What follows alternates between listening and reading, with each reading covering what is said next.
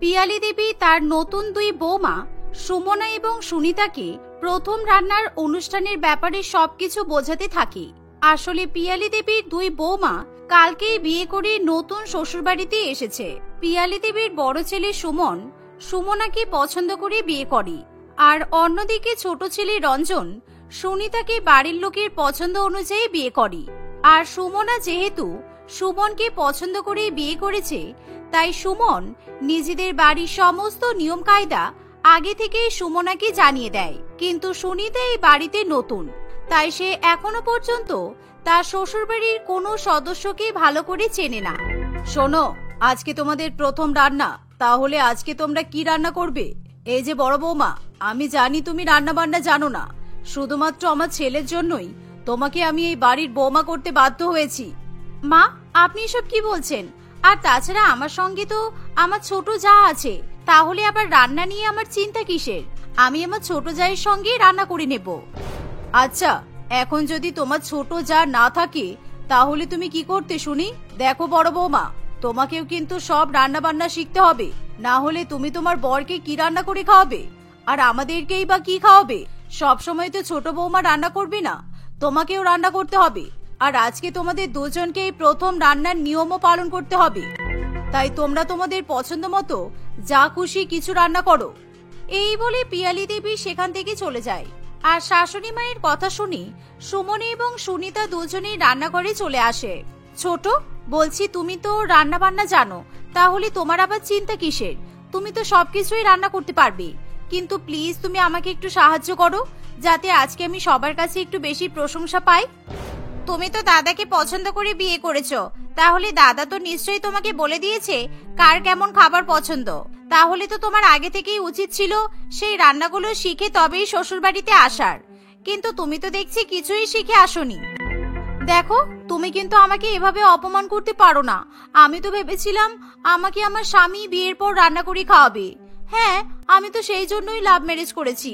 সুমন আমাকে বিয়ের আগে বলেছিল ও আমাকে রান্না করে খাওয়াবে, আর বিয়ের আগে আমি কত কিছু স্বপ্ন দেখেছি, কিন্তু এখন বিয়ের পর বুঝতে পারছি শ্বশুর বাড়িতে আসা মানে রান্না বান্না করা, সবার খেয়াল রাখা, তার উপর আবার শাশুড়ি মায়ের কথাও শোনা। আচ্ছা, এখন এসব বাদ দাও। আমরা যদি দুজন মিলে এরকমই গল্প করতে থাকি তাহলে শাশুড়ি মা এসে আবার কথা শুনিয়ে চলে যাবে, বিশেষ করে তোমাকে। চলো, আমরা যে যার মতো কিছু একটা রান্না করে ফেলি। আজকে আমি মটরশুঁটি আর পনিরের তরকারি, তার সাথে লুচি বানাবো। আর তুমি দেখো, যা রান্না করতে পারো সেটাই করে ফেলো। আমি তো কিছুই রান্না করতে পারি না, আমি শুধু চা বানাতে পারি, আর ছোটখাটো একটু ম্যাগি, চাউমিন এগুলোই যা বানাতে পারি। কিন্তু আজকে যদি প্রথম রান্নার অনুষ্ঠানে আমি চা, ম্যাগি, চাউমিন এইসব বানাই তাহলে তো শাশুড়ি মা রেগে যাবে। তার থেকে ভালো তুমি রান্না করো, আমি তোমার দেখা দেখি লুচি বানিয়ে ফেলি আর একটু ঘুগনি বানানোর চেষ্টা করি। এই বলে সুমনা লুচি এবং ঘুগনি বানানো শুরু করে। অন্যদিকে সুনিতাও লুচি এবং পনিরের তরকারি বানাতে থাকে। এভাবেই কিছুক্ষণ কাটে, আর দুই বৌমার রান্না হয়ে গেলে তারা টেবিলে খাবার পরিবেশন করে, আর একে একে বাড়ির সকলে খাবার খেতে চলে আসে। কি গো বড় বৌমা, তুমি কি রান্না করেছো? আমি কিন্তু আগে তোমার খাবারটাই টেস্ট করব। আমিও দেখতে চাই এই বাড়ির বড় বৌমা কেমন খাবার রান্না করেছে। মা, আপনি কিন্তু আমাকে বারবার অপমান করছেন। আপনি বলুন তো, আমি রান্না পারি না বলে আপনার বারবার আমাকে এরকম ভাবে অপমান করা ঠিক হচ্ছে? কেন ঠিক হচ্ছে না মানে? তোমাকে তো সুমন আগে থেকেই বলে দিয়েছিল সবকিছু, যে তুমি রান্না বান্নাটা ভালো করে শিখে আসবে, এই বাড়িতে এসে তোমাকে রান্না করতে হবে। কিন্তু তবুও তো বিয়ের আগে তুমি সুমনের সঙ্গে ট্যাং ট্যাং করে ঘুরে বেরিয়েছো, কোনোদিন পার্কে, কোনোদিন সিনেমা হলে। কি ভেবেছো আমি কিছু জানি না? সুতরাং এখন যখন তুমি রান্না বান্না করতে পারছো না, তখন তোমাকে কথা শুনতেই হবে, কিছু করার নেই। মা, ওসব কথা এখন থাক না, আমাদের দুই ভাইয়ের তো অফিসে যেতে দেরি হয়ে যাচ্ছে। ওসব কথা বাদ দিয়ে তুমি বরং তোমার বোমার প্রথম রান্নার খাবার টেস্ট করো। সুমনের কথা শুনে পিয়ালি দেবী চুপ করে যায়, আর সে সবার প্রথমে তার বড় বৌমা অর্থাৎ সুমনের হাতে রান্না করা খাবার খায়। কিন্তু সেই খাবারের স্বাদ কারোরই পছন্দ হয় না। কি গো বড় বৌমা, এটা কি রান্না হয়েছে? এটা লুচি নাকি অন্য কিছু? আমার তো মনে হচ্ছে তুমি লবণ দিয়ে লুচি বানিয়েছো। আর ঘুগনিতে এত লবণ দিয়েছো কেন? তাছাড়া এটা দেখে ঘুগনি বলে মনে হচ্ছে না, মনে হচ্ছে তুমি ডাল রান্না করেছো। সুমনা, এসব তুমি কি খাবার বানিয়েছো? আমি তো তোমাকে কতবার বলেছিলাম যে মা তোমার প্রথম রান্না কিন্তু খুব ভালো করেই টেস্ট করবে, আর তুমি যদি তাতে ফেল করে যাও তাহলে তুমি কিন্তু দামি গিফটটাও হাতছাড়া করে দেবে। আর এখন তো আমার মনে হচ্ছে মা তোমাকে কিছুই দেবে না, যা দেবার তো সব তোমার ছোট যাকেই দিয়ে দেবে। হে ঈশ্বর, আমি এখন কি করব? আমি যদি বিয়ের আগেই রান্না শিখে নিতাম তাহলে কত ভালো হতো। সত্যি আমারই তো ভুল ছিল। আমি রাত দিন তোমার সঙ্গে ফোনে কথা বলতাম, রাত জেগে জেগে কথা বলতাম, চ্যাটিং করতাম, তার উপর সময় পেলেই তোমার সঙ্গে ঘুরতে বেরিয়ে যেতাম। এমনকি আমি পড়াশোনাতেও মন দিতাম না। যদি রান্নাটাই ভালোভাবে মন দিয়ে শিখে নিতাম তাহলে আজকে আমাকে এত কথা শুনতে হতো না। শোনো বড় বৌমা, এবার কিন্তু তোমাকে ছোট বৌমার কাছ থেকে রান্না বান্না শিখতে হবে। ছি, তুমি এই বাড়ির বড় বৌমা হয়ে ছোট বৌমার কাছ থেকে এবার রান্না শিখবে। ছোট বৌমা, তোমার হাতের এই পনিরের তরকারি আর লুচি খুবই সুস্বাদু হয়েছে। আমি তো ভাবছি এবার থেকে প্রতিদিন তোমার হাতেরই রান্না খাবো। কে পছন্দ করে এনেছে তোমাকে সেটা দেখতে হবে তো, আমার সেরা বৌমা। আর হ্যাঁ মা, তুমি তোমার ছোট বৌমাকেও বলে দাও যে তোমার ছোট বৌমার জন্য বড় জাটাকে খাবার বানানো শিখিয়ে দেয়। হ্যাঁ হ্যাঁ, সে কথা আর বলে। ছোট বৌমা, তুমি যখনই রান্না করবে বড় বৌমাকে তুমি ডেকে নেবে, এতে করে যদি বড় বৌমা রান্না বান্না শিখে যায়।